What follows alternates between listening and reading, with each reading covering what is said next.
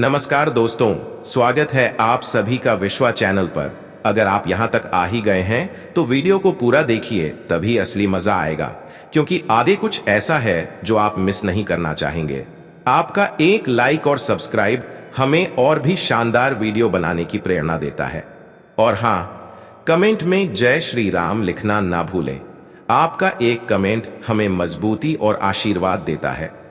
तो चलिए बिना देरी के आज के धमाकेदार वीडियो की शुरुआत करते हैं। जब तक विक्रम और चंद्रकेतु श्रेष्ठियों की चौपाल पर पहुंचे, नेहरुल की हत्या का समाचार पूरे नगर में फैल चुका था। लगभग सभी को इस बात का अनुमान था कि यह कार्य विक्रम ने ही किया होगा। लोग इस बात से प्रसन्न और गर्वान्वित भी थे कि उनके बीच कोई तो ऐसा है जो निर्भयता से न्याय के पक्ष में खड़ा रहता है, दोषी चाहे जितना भी शक्तिशाली हो। प्रातःकाल 2 शक सैनिक मेरे घर आए थे। उन्होंने शिवांगी और उसकी मां के विषय में पूछताछ की। श्रेष्ठी बरमाली ने विक्रम को बताया वे शिवांगी के संबंधी थे। इस बात की तो पहले से ही आशंका थी। विक्रम ने कहा, मैंने उन्हें बोला कि मुझे कुछ भी ज्ञात नहीं है, किंतु उन्होंने विश्वास नहीं किया। क्या उन्होंने कुछ कठोरता दिखाई? शारीरिक रूप से तो नहीं, किंतु भय दिखाकर मानसिक रूप से प्रताड़ित करने का पूरा प्रयत्न किया। बोले कि सत्य छिपाने के लिए मुझे दंडित किया जाएगा। प्रमुख की हत्या कोई छोटी बात नहीं है। तब तक वहां विष्णुदत्त भी पहुंच गए थे। वे बोले, आप लोग निश्चिंत और संगठित रहें, कोई कुछ नहीं कर पाएगा। शक आपको दंडित करने का अधिकार नहीं रखते। वे राजा के ऊपर ही दबाव डालेंगे, किंतु राज्य के नियमानुसार आपके ऊपर कोई परिवाद नहीं बनता है। शकों की स्थिति एक लुटेरे से अधिक कुछ भी नहीं है। वे अकेले में पाकर किसी को प्रताड़ित कर सकते हैं। उन्हें बस इतना लाभ है कि उनके विरुद्ध किसी परिवार पर राजा उन्हें दंड नहीं दे पाते, किंतु लुटेरे यदि निर्भय हों तो नागरिकों को भयभीत होना पड़ता है। एक अन्य श्रेष्ठी ने निराशा भरे स्वर में कहा, कब तक हम लोग इस तरह से जीवन व्यतीत करते रहेंगे? वह हमें स्वयं तय करना होगा। विक्रम ने कहा, ईश्वर उसी की सहायता करते हैं जो अपनी रक्षा करने के लिए स्वयं तत्पर होता है।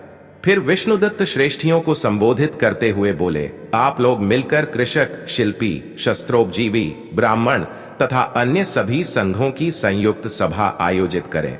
इस विषय पर गंभीर चर्चा की आवश्यकता है। श्रेष्ठी राज्य के राजस्व के मूलाधार होते हैं। आपके प्रयत्न से ही परिवर्तन संभव है।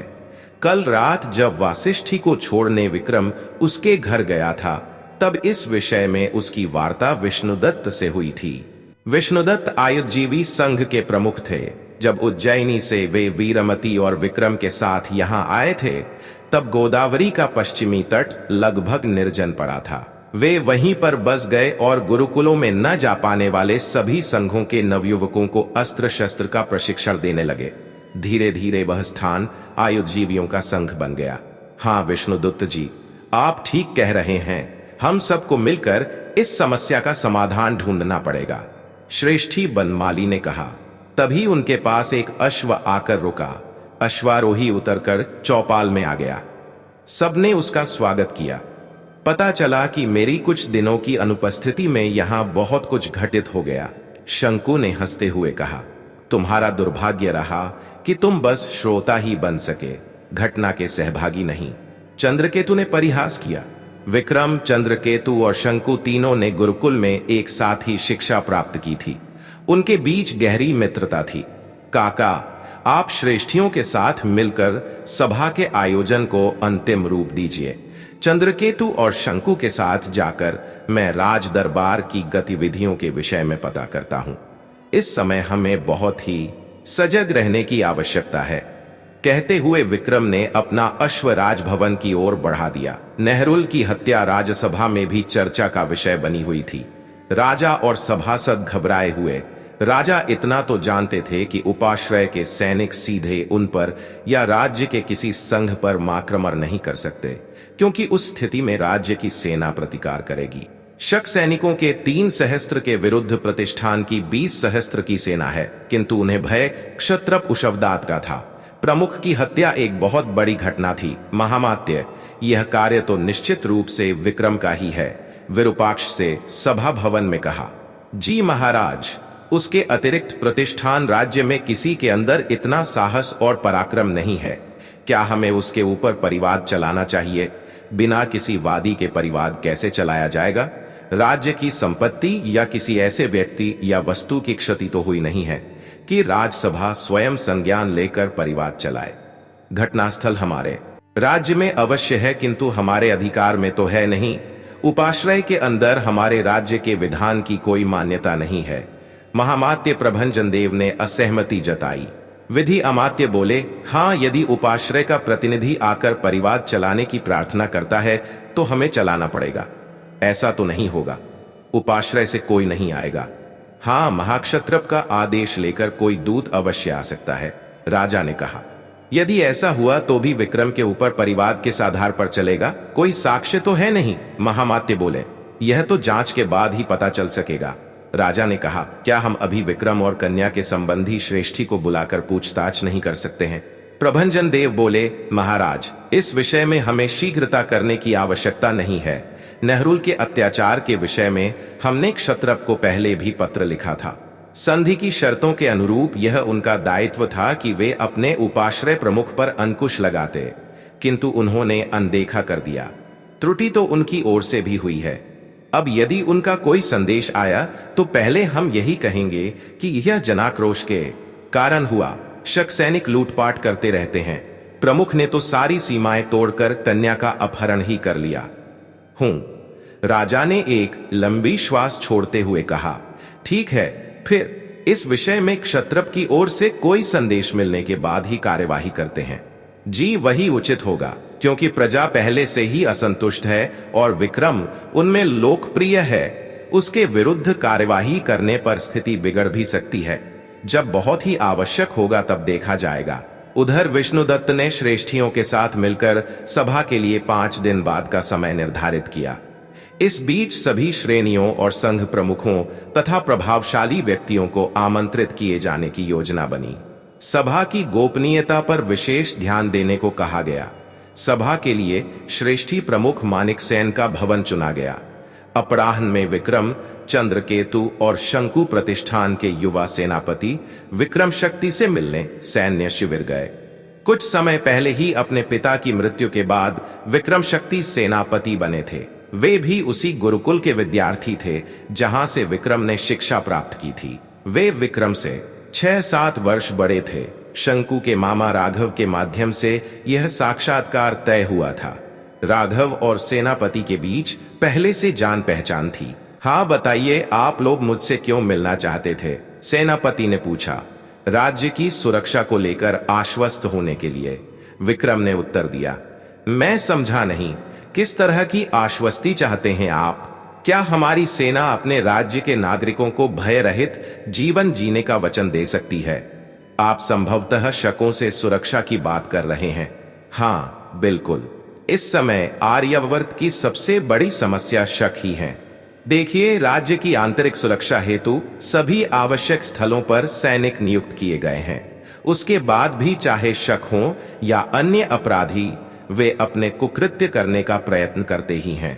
कभी सफल हो जाते हैं तो कभी असफल, किंतु अन्य अपराधियों और शकों में एक बड़ा अंतर यह है कि शकों को विधि के अनुसार दंड नहीं मिल पाता है, जिससे नागरिक उनसे भयभीत रहने लगे हैं।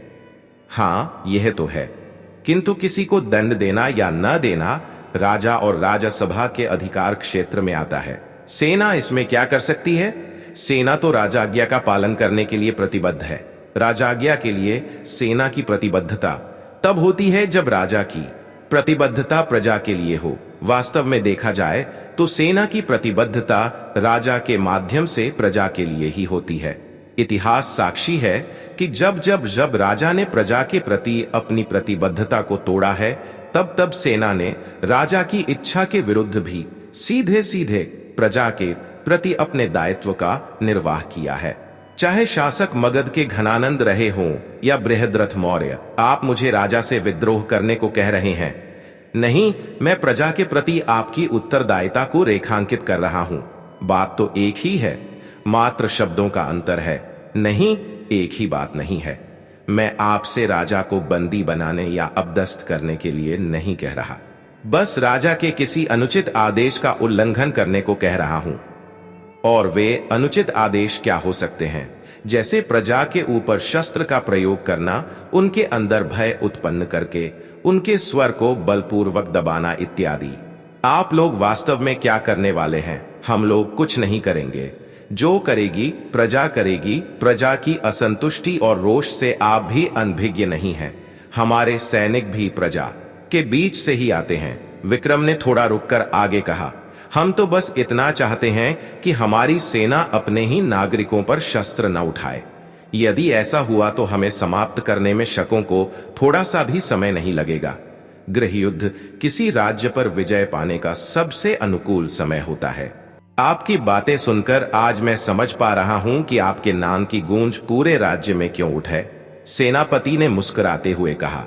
चंद्रकेतु और शंकु ने भी मुस्कुरा दिया।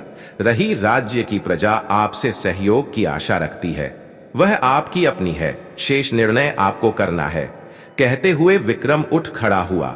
अभी मैं कोई वचन नहीं दे सकता। विषय बहुत गंभीर है। मुझे सोचने के लिए समय चाहिए।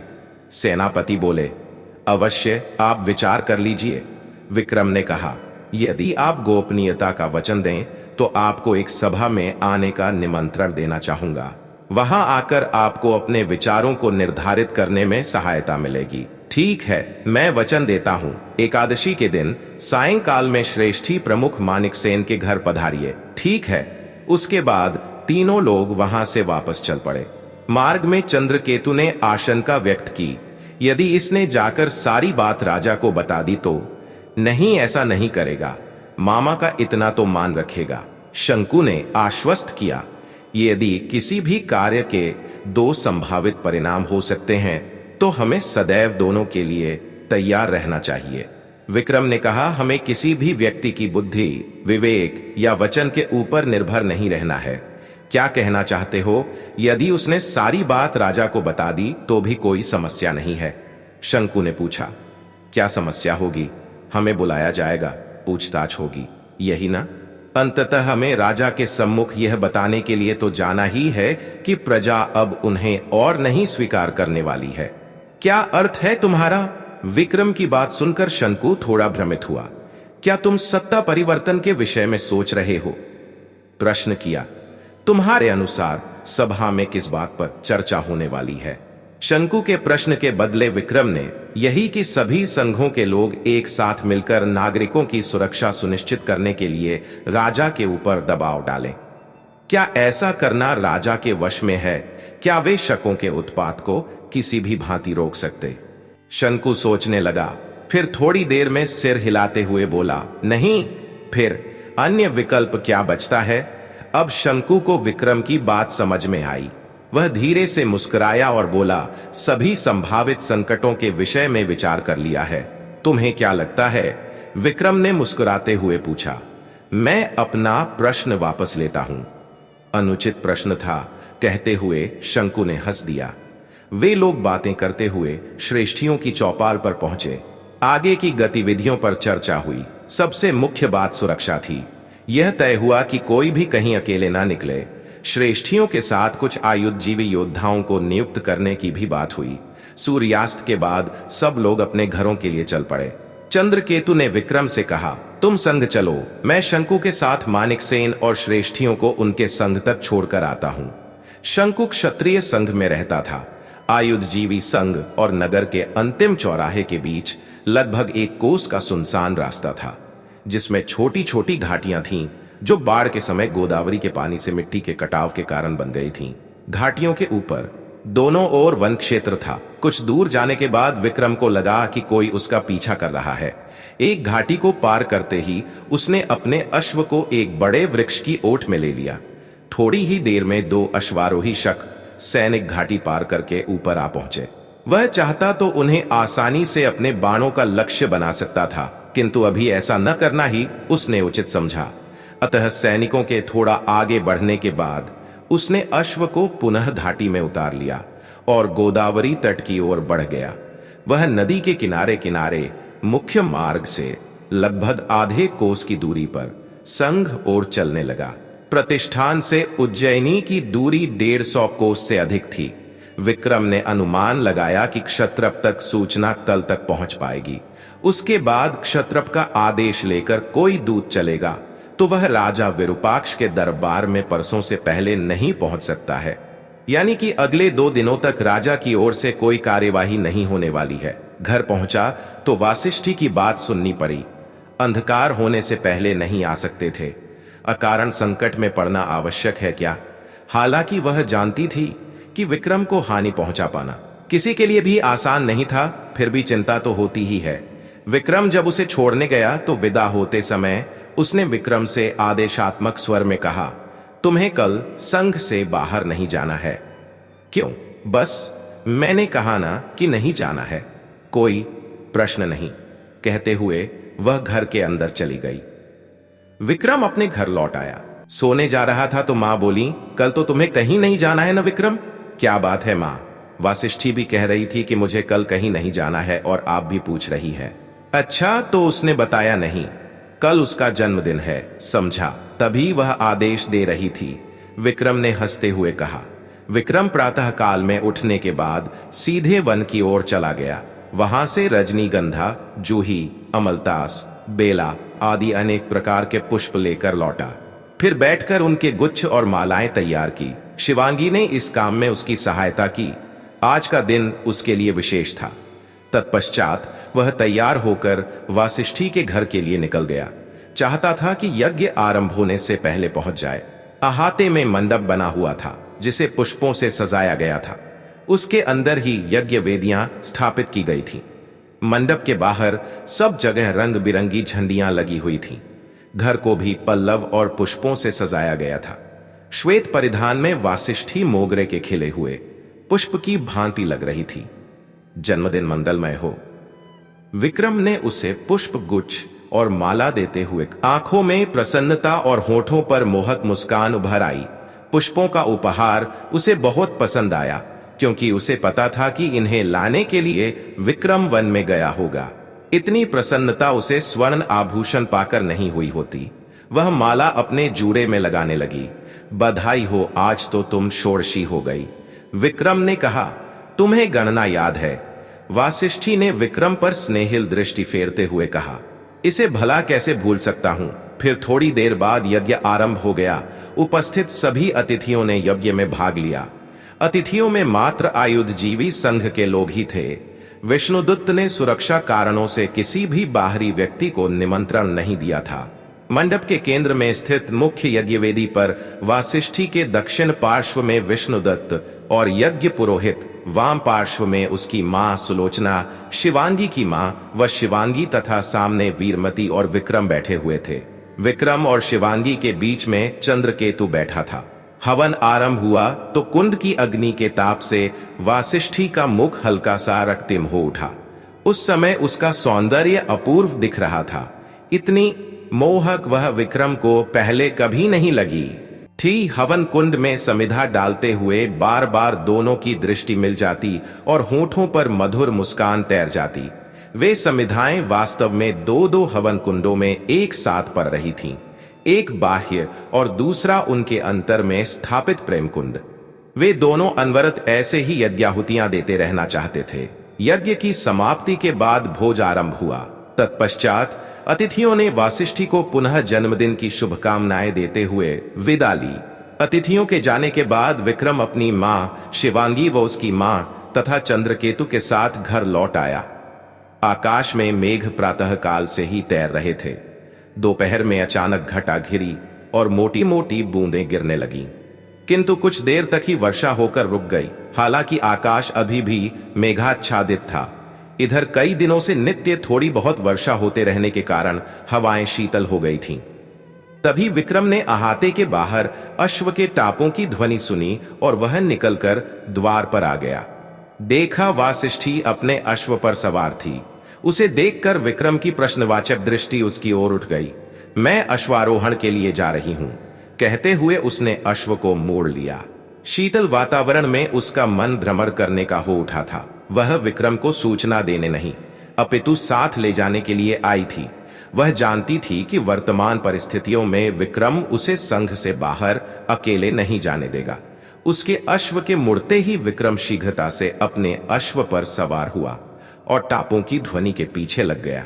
दोनों अश्व दौड़ते हुए प्रतिष्ठान के उत्तर पश्चिम में स्थित सह्याद्री की वनाच्छादित पहाड़ियों में पहुंच गए। वे जैसे जैसे आगे बढ़ते जा रहे थे, पहाड़ियां ऊंची और वन सघन होते जा रहे थे। वासिष्ठी रुकने का नाम ही नहीं ले रही थी। उसका मन पल पल रोमांचित हो रहा था। उन पहाड़ियों में आगे बढ़ते हुए विक्रम के मानस पटल पर विगत पलों के कुछ चित्र उभर आए, जो योग साधना करते हुए उसने यहीं बिताए थे। 2 वर्षों की कितनी कठिन साधना थी। गुरुदेव उसके ऊपर हर पल दृष्टि रखते। उसके अंदर और बाहर दोनों से वे पूर्णतया अभिज्ञ थे। उसके प्रत्येक मनोभाव को कितनी आसानी से पढ़ लेते। आज तक कोई नहीं जान सका कि वे कौन थे, कहां से आए थे और कहां चले गए। विक्रम ने गुरुकुल में अपनी शिक्षा मात्र 5 वर्षों में पूरी कर ली थी। धनुर्वेद का ज्ञान तो उसे विष्णुदत्त ने 6-7 वर्ष की आयु से ही देना आरंभ कर दिया था। जब वह 11 वर्ष की आयु में गुरुकुल पहुंचा, तब तक एक अच्छा धनुर्धर बन चुका था। उसका लक्ष्य वेधन अचूक हो चुका था। 5 वर्षों तक उसने शक शास्त्रों की शिक्षा ग्रहण की, संपूर्ण वेदों और उपनिषदों को कंठस्थ किया, धनुर्वेद की समस्त कलाओं में पारंगत हुआ। गुरुकुल में शिक्षा पूर्ण होने के बाद एक दिन अश्वारोहण करते हुए जब वह इस ओर निकल आया था, तो देखा कि एक विशाल शिलाखंड पर एक योगी ध्यानमग्न बैठे हुए थे। कौतूहलवश उनके पास चला गया और उन्हें एकटक देखने लगा। तभी अचानक उन्होंने अपनी आंखें खोल दी और बोले, तुम आ गए। विक्रम को लगा कि जैसे कोई बहुत ही जाना पहचाना स्वर हो। उनकी वाणी आत्मीयता से भरी हुई थी। उसे बहुत आश्चर्य हुआ। आप कौन? उसके मुंह से हिचकिचाते हुए शब्द निकले, मैं जानता हूं कि तुम्हारे मन में बहुत से प्रश्न उठ रहे हैं। मैं कौन हूं? तुम्हें कैसे जानता हूं? तुम्हारी प्रतीक्षा क्यों कर रहा था? इत्यादि। उन्होंने मुस्कुराते हुए कहा, जी, और यह प्रश्न भी कि मैं वास्तव में एक योगी हूं या बहुरूपिया या कोई छलिया। विक्रम चुप रहा। उसे लग रहा था कि वह योगी उसके मन की बात पढ़ ले रहा है। योगी ने आगे कहा, तुम्हारी शारीरिक और मानसिक शक्ति अद्भुत है। तुमने संपूर्ण ज्ञान भी अर्जित किया है, किंतु अभी साधना शेष है। अपने ज्ञान को सांसारिक जीवन में रहते हुए तुम कई वर्षों में धीरे धीरे साध सकते हो, या फिर यहां मेरे साथ रहकर कुछ वर्षों में ही। विक्रम के मन में योगी के प्रति सहज ही विश्वास उत्पन्न हो गया। उसे यह नहीं ज्ञात था कि वे कहां से आए हैं और क्यों, किंतु उसके अंतः में कहीं उठा कि यह व्यक्ति तुम्हारी कोई क्षति नहीं करेगा। अतः उसने योगी की शिष्यता स्वीकार कर ली। जैसे जैसे दिन बीतते गए, वैसे वैसे विक्रम की योगी के प्रति श्रद्धा बढ़ती गई। 2 वर्षों तक वह योगी के मार्गदर्शन में कठिन साधना करता रहा। उसने स्वयं को पूरी तरह से गुरु को समर्पित कर दिया था। एक दिन जब विक्रम प्रातःकाल उठा तो गुरुजी कुटिया में नहीं थे। इधर उधर दृष्टि फिराई तो देखा एक पत्थर पर लिखा हुआ था, तुम्हारी साधना पूर्ण हो चुकी है, अतः अब तुम्हें मेरी आवश्यकता नहीं रह गई है। यहां से जीवन मार्ग पर अकेले ही आगे बढ़ो और ईश्वर ने तुम्हें जिस कार्य के निमित्त भेजा है उसे पूर्ण करो। मेरा स्नेह और आशीष सदैव तुम्हारे साथ रहेगा। आहा, वासिष्ठी के मुंह से बरबस ही निकल पड़ा। कितना मोहक दृश्य है ना। एक पहाड़ी पर उनके अश्व आसपास खड़े थे। चारों ओर ऊंची ऊंची शिलाएं और हरा भरा वन था। हाँ, विक्रम जैसे स्वप्न से जगा हो, सहसा वह अपने अश्व से कूदकर नीचे आ गई और उत्साहित होकर बोली, मुझे उस शिला पर चढ़ना है। पहाड़ी के शिखर पर स्थित एक विशाल चट्टान की ओर संकेत किया। आज विक्रम उसकी किसी भी बात पर कोई प्रश्न नहीं उठा रहा था। ठीक है, अश्वों को बांध देते हैं, कहते हुए विक्रम भी अपने अश्व से उतर गया। फिर दोनों अश्वों को एक वृक्ष से बांधने के बाद वे ऊपर चढ़ने लगे। ऊपर पहुंचने पर संपन्न पहाड़ी और वन क्षेत्र दिखाई दे रहा था। चारों ओर हरे भरे सघन वृक्ष और विविध रंगों के पुष्प दृष्टिगोचर हो रहे थे। ऊंची ऊंची पहाड़ियां और घाटियां अत्यंत रमणीय लग रही थीं। कितनी सुंदर है हमारी वसुंधरा। वासिष्ठी ने अपने दोनों हाथ फैलाते हुए सिर आकाश की ओर उठाकर कहा, सच में बहुत मोहक है। विक्रम ने समर्थन किया, फिर आगे बोला, तुम्हें इस तरह प्रसन्न देखकर बहुत अच्छा लग रहा है। वासिष्ठी ने मुस्कुरा भर दिया। कुछ देर तक दोनों प्रकृति की सुंदरता को निहारते रहे। फिर अचानक वासिष्ठी बोल पड़ी, हे, तुम मेरी शस्त्र विद्या की परीक्षा लेने वाले थे ना? आज? विक्रम ने आश्चर्य से कहा। हाँ, आज ही क्यों नहीं, यह दिन सदैव याद रहेगा। वासिष्ठी ने अपनी कटी से लटकते खड्ग को म्यान से बाहर खींच लिया और बोली, इससे उत्तम स्थान और क्या हो सकता है। आज ये शिलाएं, घाटियां, वन, पर्वत सब इस बात के साक्षी बनेंगे कि सह्याद्री के इस उच्चतम शिखर पर मैंने वीरमती पुत्र विक्रमादित्य के साथ युद्ध किया था। उसने हंसते हुए अपना खड्ग विक्रम के कंधे पर टिका दिया। विक्रम ने भी मुस्कुराते हुए अपना खड्ग हाथ में ले लिया। दोनों के खड्ग जैसे ही टकराने आरंभ हुए वैसे ही फुहारें झरने लगी। वासिष्ठी के हर वार को विक्रम मृदुता से विफल कर दे रहा था, किंतु उसे हराना नहीं चाहता था, क्योंकि आज उसका जन्मदिन था। धीरे धीरे वर्षा तेज होने लगी। दोनों पूरी तरह से भीग गए, किंतु वासिष्ठी रुक नहीं रही थी, निरंतर वार करती जा रही थी। उसे अपने शस्त्र कौशल के प्रदर्शन में आनंद आ रहा था। अब तक के प्रशिक्षण से उसने खड्ग संचालन में पर्याप्त कुशलता अर्जित कर ली थी। देर से चल रहे द्वंद्व को समाप्त करने के लिए विक्रम ने सोचा कि अब वासिष्ठी को विजयी घोषित कर देता हूं। अतः वासिष्ठी के अगले वार पर उसने अपना खड्ग हाथ से छोड़ दिया। उसे लगा कि वासिष्ठी उसके खड्ग गिरने के बाद अपना खड्ग रोक लेगी, किंतु अगले ही पल उसने देखा कि वासिष्ठी अपनी लय में घूमकर खड्ग चला चुकी थी। अब खड्ग पर उसका नियंत्रण नहीं रह गया था। बचने के लिए विक्रम के पास दो विकल्प थे। पहला यह कि हवा में उछलकर वह पीछे की ओर पलट जाता, किंतु पीछे शिला का किनारा था और उसके बाद घाटी। अतः उसने दूसरा विकल्प चुना। खड्ग की दिशा के साथ ही विद्युत गति से घूमकर वासिष्ठी के पीछे पहुंचा और उसे अपनी भुजाओं में भरते हुए कलाई को पकड़कर उसकी गति रोक दी। वासिष्ठी का पूरा शरीर झंझना उठा। आज तक विक्रम ने कभी उसे अपनी बाहों में नहीं भरा था। उसके स्पर्श से उभरी एक नव अनुभूति ने वासिष्ठी के अंतस्थल को ढक लिया। उसके हाथ शिथिल हो गए, खड्ग नीचे गिर गया। विक्रम को भी वासिष्ठी के कोमल स्पर्श का अनुभव पहली बार हो रहा था। द्वंद्व के कारण दोनों की सांसें तीव्र गति से चल रही थीं। विक्रम कुछ क्षणों तक वासिष्ठी को उसी स्थिति में पकड़े खड़ा रहा। उसकी उष्ण सांसें वासिष्ठी के कर्णपट और कंठ को छू रही थीं। फिर उसके हाथ शिथिल हो गए। उसने कलाई छोड़ दी और एक पग पीछे हट गया। वर्षा का एक तेज झोंका आया। वासिष्ठी तेजी से पलटी और विक्रम से लिपट गई। उसे बाहों में भरकर उसके विशाल वक्ष पर अपना सिर टिका दिया। विक्रम ने उसे अपनी बाहों में समेट लिया। फिर उसके मुख को थोड़ा ऊपर उठाकर उसके तप्त अधरों पर अपने अधर रख दिए। वासिष्ठी अपने शरीर को अपने नियंत्रण से मुक्त करते हुए विक्रम की भुजाओं में झूल गई। वह उसे लेकर नीचे शिला पर बैठ गया। वह रति की भांति लग रही थी, सौंदर्य और मद की प्रतिमूर्ति। वर्षा जल उसके गालों से होकर नीचे कंचुकी में बिद्ध उसके उन्नत कुचों पर टपक रहा था। वर्षों से संचित प्रेम कामना बनकर दोनों की नसों में दौड़ने लगा। वे एक दूसरे में समा जाने को आतुर होने लगे। धीरे धीरे उनके वस्त्र गात से अलग होते गए और वे एक दूसरे में गुंथते चले गए। उनकी मादक सीतकारों और उच्छ्वासों से घाटी गूंजने लगी। उनके तन मन आतुरता से एक दूसरे का ताप मिटाने लगे। तृप्ति के शिखर पर पहुंचकर वासिष्ठी विक्रम के ऊपर निढाल होकर लुढ़क गई। उसका शरीर विक्रम के शरीर से एकाकार था और मुख उसके वक्ष पर टिका हुआ था। विक्रम स्नेह से उसकी पीठ और बालों में उंगलियां फिरा रहा था। बहुत देर तक वे उसी तरह लेते रहे। वर्षा रुकने के बाद मेघ छट गए और पश्चिमी आकाश से सूर्य झांकने लगा।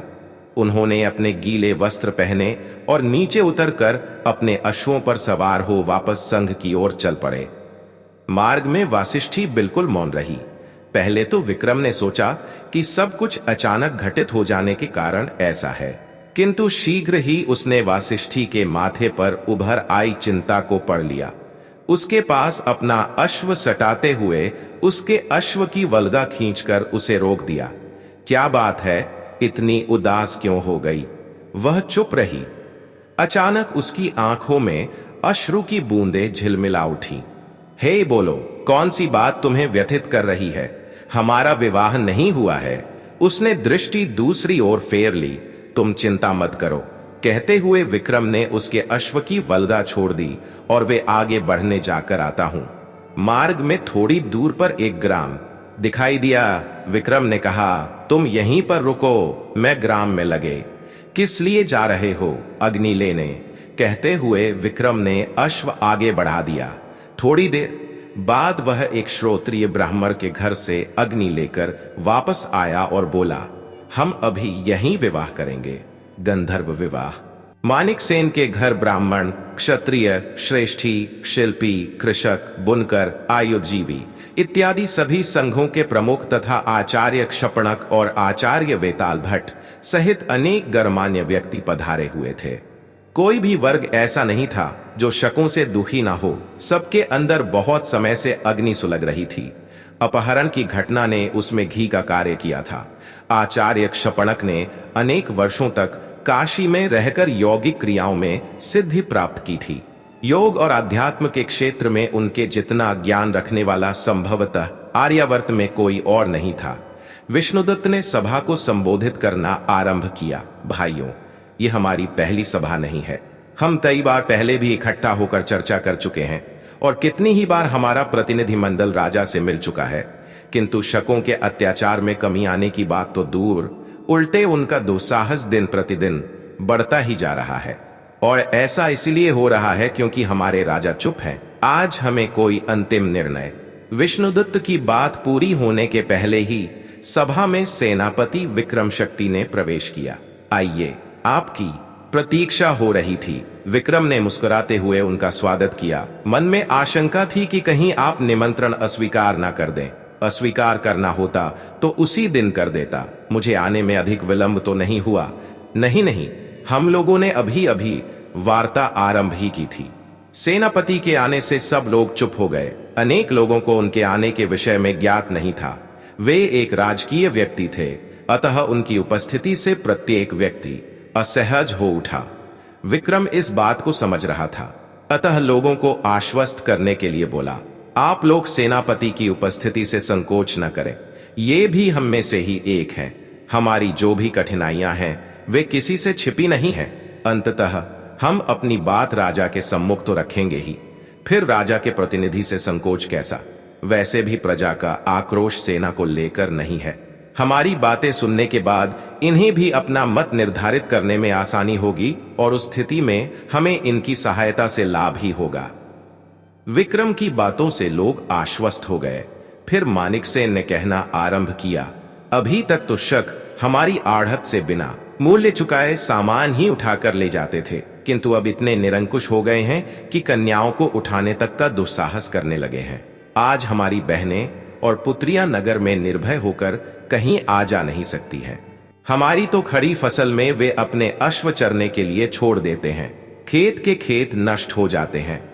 किसान इतने परिश्रम से अन्न उगाते हैं और वे पल भर में नष्ट कर देते हैं। राजा के पास जाओ तो वे सहायता के नाम पर थोड़ा बहुत अन्न दे देते हैं। कृषक संघ के प्रमुख रामधनी ने कहा, शकों को कभी उनके किए का दंड तो मिलता ही नहीं है। आर्थिक हानि तो जो हो रही है वह अपने स्थान पर है, किंतु आज हमें अपने आत्मसम्मान को पल पल मारकर जीना पड़ रहा है। यह सबसे बड़ी पीड़ा है। आचार्य क्षपणक ने कहा, किसी को भी अपशब्द कहकर अपमानित कर देना, चौराहों पर ब्रह्मचारियों की चोटियां काट देना, स्त्रियों के प्रति अपराध करना इत्यादि ऐसे कुकृत्य हैं जो असहनीय होते जा रहे हैं। हम लोगों को नागरिकों की एक बड़ी संख्या के साथ राजा के पास पुनः चलना चाहिए और उनके ऊपर शकों के विरुद्ध परिवाद चलाने और दंडित करने के लिए दबाव डालना चाहिए। शिल्पी संघ के प्रमुख देवकर्मा ने प्रस्ताव रखा। राज्य के राजस्व में शिल्पियों का एक बड़ा योगदान था। निर्यात से होने वाली आय में लगभग 1/3 भाग उनका ही था। इस बीच सेनापति बोल उठे, मैं एक राजकीय व्यक्ति हूं, अतः कोई सुझाव नहीं दूंगा, तटस्थ ही रहूंगा, किंतु एक बात से आप लोगों को अवश्य अवगत कराना चाहूंगा कि अवंतिका और प्रतिष्ठान के बीच हुई संधि की शर्तों के अनुरूप राजा विरूपाक्ष उपाश्रय के सैनिकों के विरुद्ध परिवाद नहीं चला सकते और न ही उन्हें दंड दे सकते हैं। वास्तव में संधि में द्विपक्षीय प्रावधान किया गया था। एक तो यह कि उपाश्रय के सैनिकों पर प्रतिष्ठान का विधान नहीं लगेगा, और दूसरा, उपाश्रय के सैनिक प्रतिष्ठान के लोगों से सीधा संबंध नहीं रखेंगे।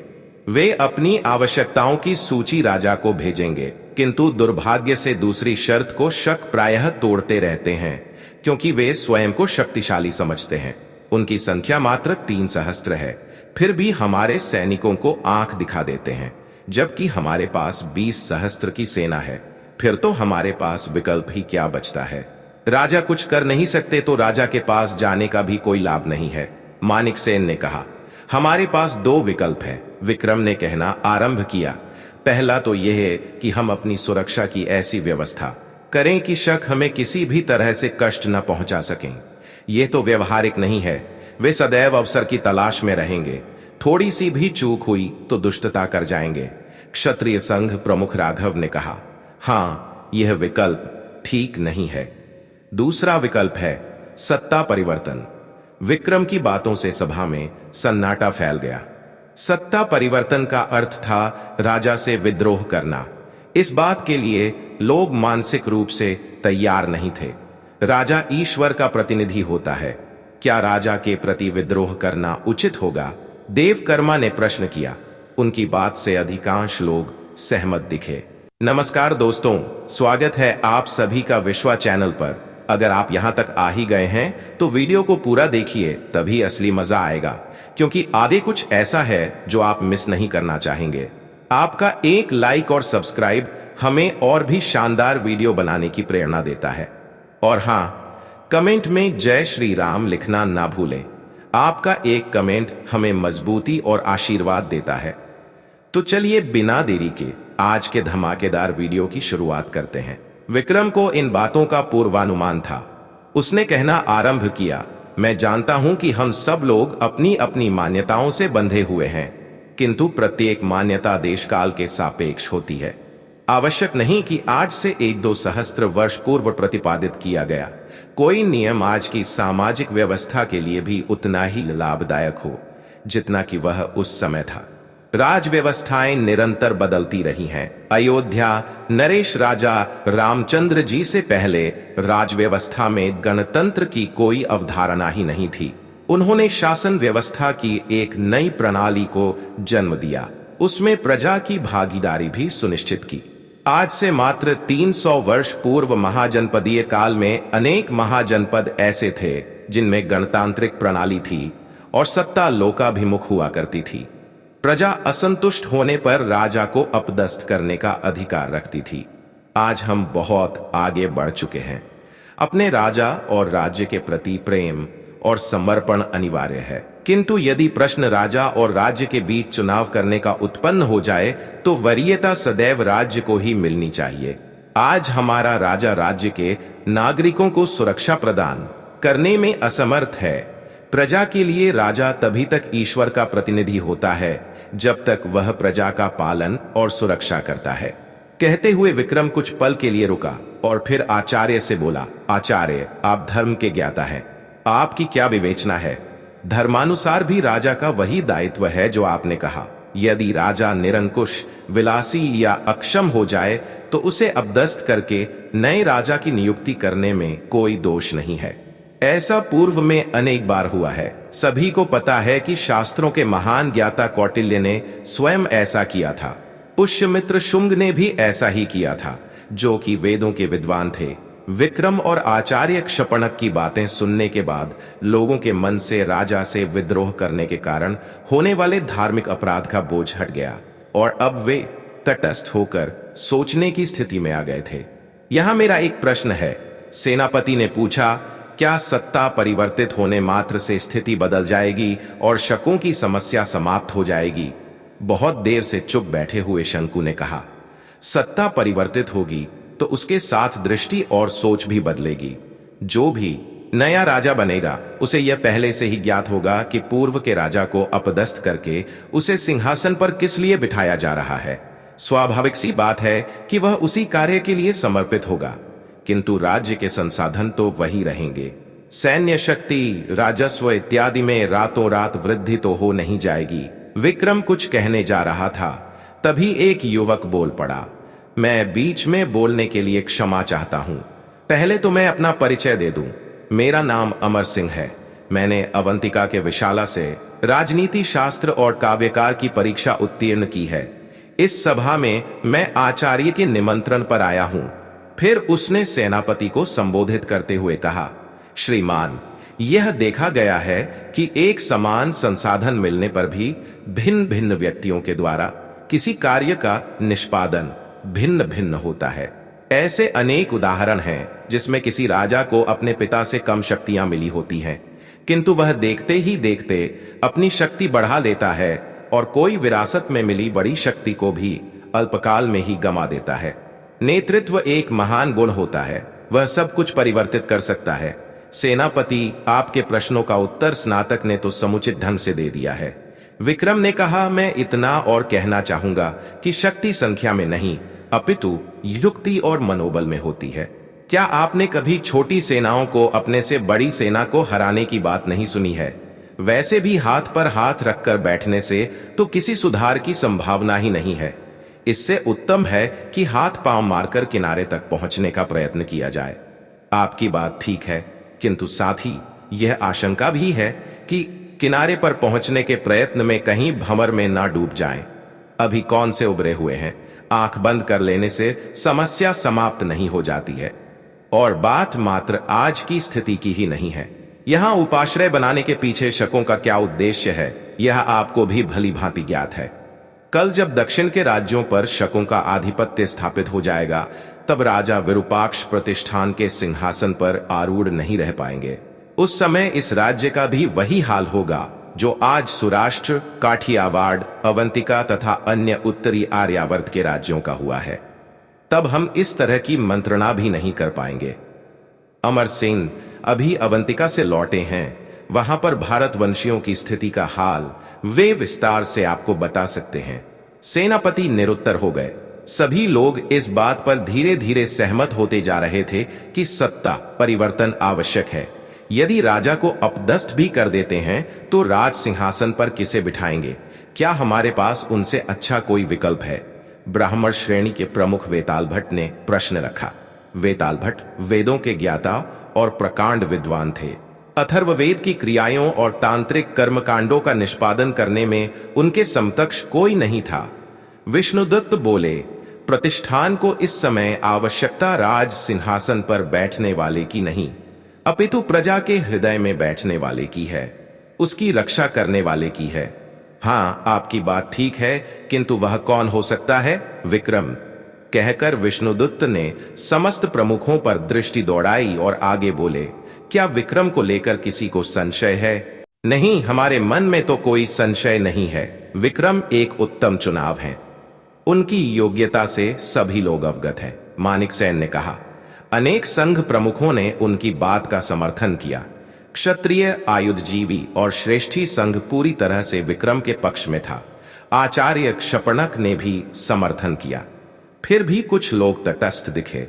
उनके मन में कहीं कोई संशय चल रहा था। लोगों के मन को भांपते हुए विष्णुदत्त ने आगे कहा, भद्रजनों, कुछ लोगों के मन में संशय दिख रहा है, अतः मैं एक रहस्योद्घाटन करना चाहूंगा। संभवतः उसके बाद आपके मन के समस्त संशय मिट जाएंगे। सब लोग कौतूहल से विष्णुदत्त की ओर देखने लगे। उन्होंने आगे कहा, विक्रम कोई सामान्य क्षत्रिय या योद्धा नहीं है। ये अवंतिका नरेश महाराज महेंद्रादित्य गंधर्वसेन के पुत्र विक्रमादित्य हैं।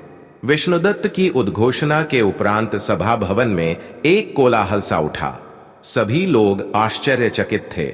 महाराज महेंद्रादित्य के पुत्र? जी हाँ, मैं विष्णुदत्त उनका सैन्य सलाहकार था। युद्ध में उनकी मृत्यु के उपरांत उनके आदेशानुसार मुझे उनकी महारानी और राजकुमारों को लेकर उज्जैनी से पलायन करना पड़ा था। विक्रम की क्षमता पर लोगों को विश्वास तो पहले से ही था, किंतु इस नए रहस्योद्घाटन से लोगों के मन में उसके राजपुत्र होने का भाव उत्पन्न हो गया। अतः जिनके मन में उसके राजा बनने पर संशय था, वह पूरी तरह से मिट गया। यहां तक कि सेनापति विक्रमशक्ति भी इस बात से बहुत प्रभावित हुए। साथ ही यह सोचकर लोगों के मन में सहानुभूति और श्रद्धा भी उत्पन्न हो गई कि एक इतने बड़े राज्य के राजपुत्र और महारानी को परिस्थितिवश अति सामान्य लोगों की तरह जीवन यापन करने के लिए विवश होना पड़ा। 2. राजा विरूपाक्ष। उपाश्रय प्रमुख की हत्या करना शक क्षत्रप को चुनौती देने जैसा है। मैं मानता हूं कि यह हत्या राज्य के द्वारा प्रायोजित नहीं थी, किंतु दोषी व्यक्ति आपके राज्य का ही निवासी है। उप प्रमुख के अनुसार यह अपराध विक्रम नाम के व्यक्ति और उसके साथियों के द्वारा किया गया है। यह भी पता चला कि उसने पहले भी शक सैनिकों के प्रति कुछ अपराध किए थे। अतः आपको निर्देशित किया जाता है कि आप दोषियों को बंदी बनाकर उन पर परिवाद चलाएं और 15 दिनों के अंदर उन्हें दंडित करें। उपाश्रय प्रमुख का हत्यारा मृत्युदंड से कम का भागी नहीं होना चाहिए। महाक्षत्रप उशवदात महामात्य प्रभंजन देव के द्वारा पढ़ा जा रहा पत्र समाप्त होने के बाद राजदरबार में सन्नाटा व्याप्त हो गया। सभी के मस्तक पर चिंता की रेखाएं उभर आई। अब क्या किया जाए? महामात्य राजा ने मौन को भंग करते हुए पूछा। स्थिति तो बहुत गंभीर हो गई है महाराज। यदि क्षत्रप की बात नहीं मानते हैं तो वह राज्य पर चढ़ाई कर सकता है, और यदि विक्रम को दंड देते हैं, वह भी मृत्युदंड, तो प्रजा को संभालना कठिन हो जाएगा। विधि अमात्य जिष्णु बोले, किंतु विक्रम ही दोषी है, इस बात का कोई साक्ष्य तो है नहीं। यह तो मात्र अनुमान पर आधारित है। हाँ, किंतु महाक्षत्रप तो संदेह के आधार पर भी दंडित करने का अधिकार रखते हैं। राजा ने कहा। जिष्णु ने सुझाव दिया, हम उन्हें एक पुनर्विचार पत्र भेज सकते हैं जिसमें विक्रम को मृत्युदंड देने से राज्य की स्थिति बिगड़ने की संभावना के विषय में लिखें। साथ ही यह भी लिखें कि यदि उसके विरुद्ध साक्ष्य मिलते हैं तो दंड स्वरूप उसे राज्य से निष्कासित कर दिया जाएगा। ऐसे में राज्य में शांति भी बनी रहेगी और विक्रम आगे से शक सैनिकों के विरुद्ध कुछ कर भी नहीं पाएगा। फिर तो वह बिल्कुल चाहेगा कि विक्रम को मृत्युदंड दिया जाए, क्योंकि राज्य की स्थिति बिगड़ने से उसका ही लाभ होगा। उसे प्रतिष्ठान पर अधिकार करने में आसानी होगी। साथ में मुझे अपदस्थ करने का एक बहाना भी मिल जाएगा कि मुझसे राज्य नहीं संभल रहा है। राजा बोले, यह तो बहुत विचित्र स्थिति उत्पन्न हो गई है। हमें विक्रम के विरुद्ध कुछ न कुछ तो करना ही होगा। महामात्य ने कहा, किंतु कुछ भी करने से पहले हमें प्रजा को संभालने के लिए सेना की सहायता लेनी होगी। राजा बोले, हाँ, यही एक उपाय है। पूरे नगर में सैनिकों को नियुक्त कर देते हैं, फिर विक्रम को बंदी बनाते हैं। महाराज, एक बार पुनः सोच लें। एक अन्य अमात्य ने कहा, इसके अतिरिक्त अन्य कोई विकल्प नहीं है अमात्य। राजा बोले, सेनापति को बुलाया जाए। थोड़ी देर बाद सेनापति विक्रम शक्ति राजा के सम्मुख उपस्थित हुए। विक्रम शक्ति, कल प्रातः काल से सभी चौपालों, संघों, व्यापारिक स्थलों इत्यादि स्थानों पर सैनिक तैनात कर दिए जाएं, जिससे कि राज्य में किसी उपद्रव को फैलने से रोका जा सके। राजा ने आदेश दिया। महाराज, उपद्रव की आशंका क्यों है? सेनापति ने आश्चर्य से पूछा। कल विक्रम और चंद्रकेतु को बंदी बनाना है। ओ, जैसी आज्ञा महाराज। अगले दिन प्रातःकाल अश्वों की टापों और सैनिकों के पदचापों की ध्वनि से नगर गूंज उठा। किसी की कुछ समझ में नहीं आ रहा था कि क्या हो रहा है। प्रजा भयभीत हो गई। अतः विक्रम शक्ति ने सभी स्थानों पर उद्घोषणा करवाना आरंभ कर दिया। सब लोग ध्यान से सुने। सैनिक गतिविधियां सुरक्षा कारणों से हो रही हैं, अतः नागरिकों को भयभीत होने की आवश्यकता नहीं है। आप लोग नित्य की भांति अपने कार्यों पर जाएं, किंतु आज बड़े हाट बंद रहेंगे। आप सबसे अनुरोध है कि शांति व्यवस्था बनाए रखें। उपसेनापति शतधनवा जब संघ पहुंचे तो वहां विक्रम और चंद्रकेतु में से कोई नहीं मिला। उन्हें असफल होकर लौटना पड़ा। रात्रि के दूसरे प्रहर में सेनापति के एक गुप्तचर ने जाकर विक्रम को सूचना दी कि प्रातःकाल वे संघ में न रहें, क्योंकि उन्हें बंदी बनाने के लिए सैनिक जाएंगे। अनावश्यक रक्तपात से बचना ही उत्तम रहेगा। चंद्रकेतु को भी यही सूचना भिजवा दी गई थी। उपसेनापति दोनों के घरों से खाली हाथ वापस लौट गए। राजा के क्रोध की सीमा न रही। ऐसा कैसे संभव हुआ? उन्हें बंदी बनाने की बात तो मात्र यहां राजदरबार में हुई थी। किसी न किसी ने तो विश्वासघात किया है। हो सकता है कि रात्रि में सैनिकों के स्थानांतरण से उन्होंने अनुमान लगा लिया हो, या फिर उनके संघ के किसी सैनिक ने उन्हें बता दिया हो। विक्रम शक्ति ने कहा, ओ, तुम लोग पूरी सेना लेकर एक छोटा सा काम नहीं कर पाए, मात्र 2 सामान्य व्यक्तियों को बंदी नहीं बना सके। महाराज, विक्रम सामान्य व्यक्ति नहीं है, यह आप भी जानते हैं। उसकी सोच और शक्ति दोनों ही विलक्षण हैं। यदि वह अपने संघ में मिल भी जाता तो भी उसे बंदी बनाना आसान नहीं होता, सेनापति ने कहा। एक तो तुम अपना काम नहीं कर पाए और अब उसकी वीरता की गाथा सुना रहे हो, राजा ने क्रोधित होकर कहा। स्थिति को बिगड़ते देखकर महामात्य बीच में बोले, महाराज, हमारे प्रयास के विषय में गुप्तचरों के द्वारा उपाश्रय उप प्रमुख को भी अवश्य ही पता चल गया होगा। हमने बंदी बनाने का पूरा प्रयत्न किया, किंतु यदि सफल नहीं हो सके तो उसमें हमारा दोष नहीं है। यदि विक्रम नगर में ही है तो बहुत देर तक छिपा नहीं रह सकता, और यदि नगर छोड़कर अन्यत्र चला गया है तो उसमें हम कुछ नहीं कर सकते हैं। जाओ, नगर का कोना कोना छान मारो, जैसे भी हो सके उसे बंदी बनाओ, राजा ने सेनापति को निर्देश दिया। राजा का क्रोध विक्रम को बंदी न बना पाने से अधिक अपनी असहाय स्थिति पर था। उन्हें लगने लगा था कि सब कुछ उनके नियंत्रण से बाहर हो रहा है। वे दरबार से उठकर महल में चले गए। विक्रम शक्ति ने सैनिकों को निर्देश दे रखा था कि वे प्रजा के ऊपर तब तक बल प्रयोग नहीं करेंगे जब तक कि प्रजा उन्हें कोई हानि पहुंचाने का प्रयत्न नहीं करती। विक्रम और चंद्रकेतु रात्रि में ही अपने घर से निकलकर शिल्पी प्रमुख देवकर्मा के यहां पहुंच गए थे। प्रातः काल में सैनिकों के हलचल के बाद धीरे धीरे जनजीवन सामान्य होने लगा। लोग अपने अपने कार्यों पर जाने लगे। हालांकि पूरे नगर में सैनिक फैले हुए थे। अपराह्न में सभी संघ प्रमुखों को देवकर्मा के यहां बुलवाया गया। आप सब लोगों को पता तो चल ही गया होगा कि राजा विरूपाक्ष शक क्षत्रप के निर्देशानुसार विक्रम और चंद्रकेतु को बंदी बनाकर मृत्युदंड देना चाहते हैं। विष्णुदत्त ने सभा आरंभ करते हुए कहा, आज प्रातः काल इन्हें बंदी बनाने के लिए इनके संघ में सेना भी गई थी। शंकु ने कहा, महाक्षत्रप के आदेश का पालन करने के लिए राजा विरूपाक्ष बाध्य हैं, अतः अब हमें और विलंब नहीं करना चाहिए। सभी उसकी बात से सहमत दिखे। मानिकसेन बोले, हमारी योजना क्या होगी, कैसे क्या करेंगे? सर्वत्र राजा के द्वारा सैनिक नियुक्त कर दिए गए हैं। सैनिकों को लेकर आप लोग निश्चिंत रहें। वे प्रजा को तब तक कुछ नहीं कहेंगे जब तक प्रजा उनके ऊपर प्रहार नहीं करती है। विक्रम ने सबको आश्वस्त किया। फिर विष्णुदत्त योजना बताने लगे। आज जिस तरह से प्रातः काल में ही सर्वत्र सैनिक फैल गए थे, उसी तरह कल प्रातः काल सभी संघ प्रमुख अपने अपने संघों से समस्त नर नारियों के साथ निकलेंगे और राजभवन के पास एकत्रित होंगे। तत्पश्चात सभी संघ प्रमुख राजा से वार्ता करने जाएंगे और उन्हें सिंहासन छोड़ने के लिए विवश करेंगे। अगर उन्होंने हमारी बात स्वीकार नहीं की तो कृषक संघ प्रमुख ने आशंका व्यक्त की, ऐसा संभव नहीं है, हम उन्हें कोई विकल्प नहीं देने जा रहे हैं। आज सेना तटस्थ हो चुकी है, वह प्रजा पर बल प्रयोग नहीं करेगी। ऐसे में राजा के पास सिंहासन छोड़ने के अतिरिक्त कोई अन्य मार्ग नहीं होगा। विक्रम ने कहा, अगर राजा ने उपाश्रय से सहायता प्राप्त करने का प्रयत्न किया तो हम उन्हें इस बात का अवसर नहीं देंगे। विक्रम ने उत्तर दिया। वह आगे बोला, यहां तक कि हम उपाश्रय प्रमुख को भी सत्ता परिवर्तन की सूचना महाक्षत्रप तक नहीं भेजने देंगे। यह कैसे संभव हो सकेगा? उसके लिए हमारे पास एक सुदृढ़ योजना है। उस विषय में सोचने की आवश्यकता नहीं है।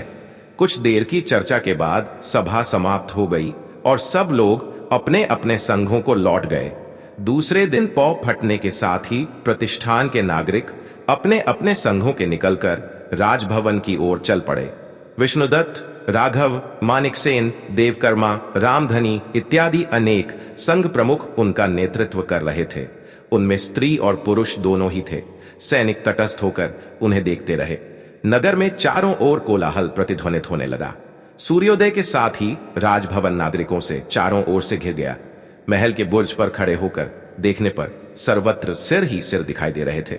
शीघ्र ही सूचना राजा और सभासदों तक पहुंच गई। सब लोग सभा भवन में उपस्थित हुए। सबके माथे पर चिंता की रेखाएं थीं। राजभवन के बाहर सैनिक तैनात थे, जिन्हें सुरक्षा सुनिश्चित करने का निर्देश मिला हुआ था।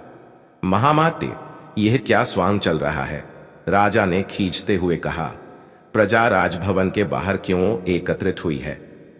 महाराज, कुछ समझ में नहीं आ रहा है। विक्रम को बंदी बनाए जाने के आदेश के विरुद्ध नागरिक अपना रोष जताना चाह रहे हों। महामात्य ने उत्तर दिया।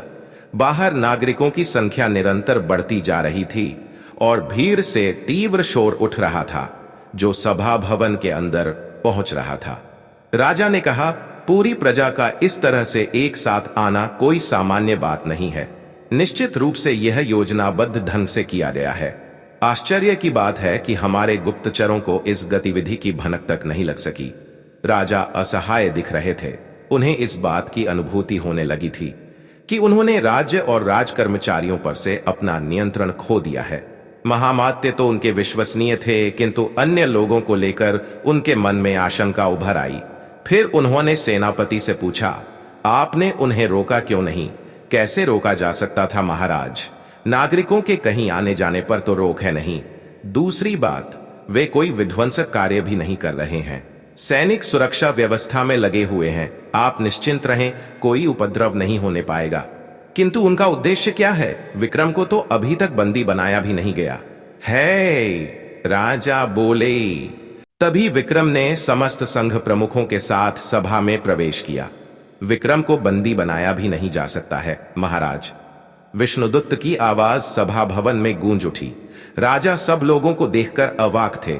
जिस विक्रम को बंदी बनाने के प्रयत्न में पूरी सेना लगी हुई थी, जिसे पूरा गुप्तचर तंत्र ढूंढ रहा था, वह सभा भवन में निर्भीक होकर उनके सामने खड़ा था। राजा यह समझने में असमर्थ थे कि हो क्या रहा है। कभी वे महामात्य की ओर देखते तो कभी सेनापति की ओर। मन में क्रोध, क्षोभ, विवशता, सभी भाव एक साथ उभर आए, किंतु उन्होंने स्वयं को संयत करते हुए विष्णुदत्त और संघ प्रमुखों से कहा, तो ये सारा आयोजन आप लोगों का है? हाँ महाराज, और इसमें संपूर्ण प्रजा की इच्छा और भागीदारी है। विष्णुदत्त ने उत्तर दिया, मैं समझ सकता हूं कि आप लोग विक्रम को बचाने के लिए ऐसा कर रहे हैं, किंतु आप सबको अच्छी तरह से ज्ञात है कि इसने कितना बड़ा अपराध किया है। महाक्षत्रप अत्यंत क्रोधित हैं। हम लोग यहाँ विक्रम को नहीं, स्वयं को बचाने आए हैं। मानिकसेन ने कहा, स्वयं को बचाने? क्या आशय है आपका? तभी आचार्य क्षपणक बोले, क्षमा करें राजन, इस राज्य की प्रजा अब आपको राजा के रूप में नहीं देखना चाहती है, अतः आपको सिंहासन त्यागना पड़ेगा। आचार्य की बातें सुनकर राजा क्रोध से उबल पड़े और सेनापति से बोले, विक्रम शक्ति, सभी को बंदी बना लो। विक्रम शक्ति चुपचाप बैठे रहे। राजा पुनः बोले, सेनापति, आप राजाज्ञा का उल्लंघन कर रहे हैं। दिया, मैं विवश हूं महाराज। प्रजा की इच्छा और हित मेरे लिए सर्वोपरि है। सेनापति ने उत्तर, ओ समझा, आप भी सम्मिलित हैं। जब अपने ही विश्वासघात करने लगे तो कोई कैसे बच सकता है? राजा असहाय होकर एक लंबी श्वास छोड़ते हुए बोले। अभी तक चुपचाप वार्ता सुन रहे विक्रम ने बोलना आरंभ किया, महाराज, आपके साथ किसी ने कोई विश्वासघात नहीं किया है। यदि किया होता तो आप इस समय यहां बैठकर चर्चा नहीं कर रहे होते। उसने राजा की आंखों में देखते हुए कहा, आप स्वयं भी इस बात को स्वीकार कर रहे होंगे कि इस राज्य के संचालन के लिए अब आप उपयुक्त नहीं रह गए हैं। आप प्रजा के नहीं, अपितु क्षत्रप के प्रतिनिधि के रूप में कार्य कर रहे हैं। आज प्रजा में असुरक्षा की भावना है और वह आपसे क्षुब्ध है। आपको स्वतः सिंहासन त्याग देना चाहिए। क्या मेरे सिंहासन त्यागने से प्रजा सुरक्षित हो जाएगी? मेरे बाद कौन सिंहासन पर बैठेगा जो प्रजा की रक्षा कर सकेगा? विक्रम, विष्णुदत्त ने कहा। विक्रम, राजा आश्चर्य से बोले, क्या कुछ शक सैनिकों और उपाश्रय प्रमुख की हत्या कर देने भर से राज्य और प्रजा सुरक्षित हो जाएगी? उल्टे प्रजाशक सम्राट का कोप भाजन बनेगी। यह तो उसे भार में झोंकने जैसी बात हो गई। राजन, हम यहाँ आपके विचार जानने नहीं, अपितु प्रजा का निर्णय सुनाने आए हैं। आपको यह बताने आए हैं कि आप इसी क्षण प्रतिष्ठान के अधिपति के पद से हटाए जाते हैं। विक्रम ने हृदयता से कहा। सभा भवन में सन्नाटा व्याप्त हो गया। सबकी दृष्टि राजा पर गड़ी हुई थी। राजा शून्य में निहार रहे थे। अब उनके मन में राज सिंहासन से अधिक अपने और अपने परिजनों के प्राणों की चिंता होने लगी, क्योंकि सत्ता परिवर्तन में प्रायः राज परिवार को संकट का सामना करना पड़ता है। कुछ क्षण बाद उन्होंने कहा, फिर मेरे लिए क्या सोचा है? राज्य से निष्कासन या? उनके स्वर में भय स्पष्ट लक्षित था। किसी को भी अपने या स्वजनों के प्राणों को लेकर भयभीत होने की आवश्यकता नहीं है। विक्रम ने राजा के मन की बात को पढ़ते हुए आदेशात्मक स्वर में कहा, हाँ, राजा और महामात्य न तो राज्य छोड़कर जाएंगे और न ही राजमहल। महामात्य, आपके परिजनों को भी राजमहल में पहुंचा दिया गया है। आप लोग वहां सुखपूर्वक रहेंगे। राजा और महामात्य के पास कोई अन्य विकल्प नहीं था। उन्हें राजमहल में भेज दिया गया। जाते समय विक्रम ने राजा से कहा, महाराज, आप चिंतित न हो, आपकी सुख सुविधा का पूरा ध्यान रखा जाएगा और आपसे यह राज्य मैं कुछ निश्चित अवधि के लिए ले रहा हूं। मेरा कार्य पूर्ण होने के बाद प्रतिष्ठान राज्य के सिंहासन पर आप पुनः आरूढ़ होंगे। तत्पश्चात आचार्य और राजपुरोहित के द्वारा विक्रम का वैदिक विधि से राज्याभिषेक किया गया। आचार्य ने अभिषेक की समाप्ति पर शांति हेतु स्वस्ति वाचन किया। ओम स्वस्ति न इंद्रो वृद्धश्रवा, स्वस्ति नः पूषा विश्ववेदा, स्वस्ति नस्तार्थ्यो अरिष्टनेमि, स्वस्ति न बृहस्पतिर्दधातु।